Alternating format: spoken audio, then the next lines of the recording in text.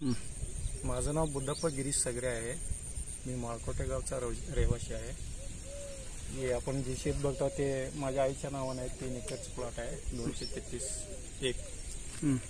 ते या शेतात उडीद आणि आंतरपीक म्हणून तुरीत आंतरपीक म्हणून उडीद केलं होतं।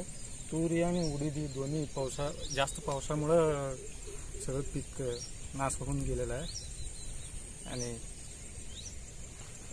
पीक विमा वगैरे भरलेला आहे। हे पाणी एवढं कशामुळे राहावं लागलं इथं? रोडच्या साईडला जे चरी आहे ना, ते रोडच्या कामामुळे चरी जरा थोडं अरुंद झालेलं आहे आणि अगोदर जेवढी चरी होती तेवढी आता नाही, जवळपास 10 फुटाच्या आसपास होतं। आता 3-4 फूट एवढंच राहिलेलं आहे आणि ते सीडीवर्कचं काम आता अलीकडे केलेलं काम, अगोदर डबल पाईपचं लाईन होतं आणि आता ते जे कोणी कॉन्ट्रॅक्टर ते काम केलेलं आहे ते डबल पाईपचं काढून सिंगल पाईपचं केलेलं आहे आणि ते अगोदरच्या पाईपापेक्षा लहान पाईप घातलेलं आहे। त्यामुळं रोडवरनं पाणी आपल्या शेतात येऊ लागलेलं आहे। त्यामुळे एवढं शेतकऱ्याचं नुकसान होऊ लागलं का? हां।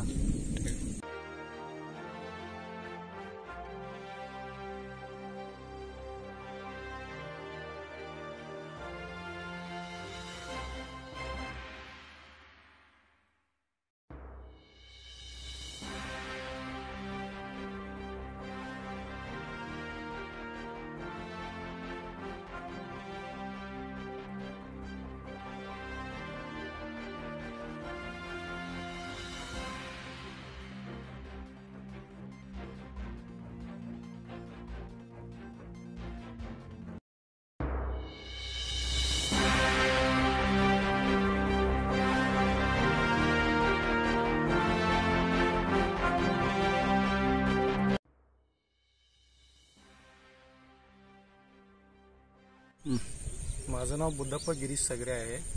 मी माळकोटे गावचा रहिवासी आहे। हे आपण जे शेत बघतो ते माझ्या आईच्या नावाने आहे। 3 एकरचं प्लॉट आहे, 233 ते या शेतात उडीद आणि आंतरपीक म्हणून तुरीत आंतरपीक म्हणून उडीद केलं होतं। तुरी आणि उडीद ही दोन्ही जास्त पावसामुळं सगळं पीक नाश होऊन गेलेलं आहे आणि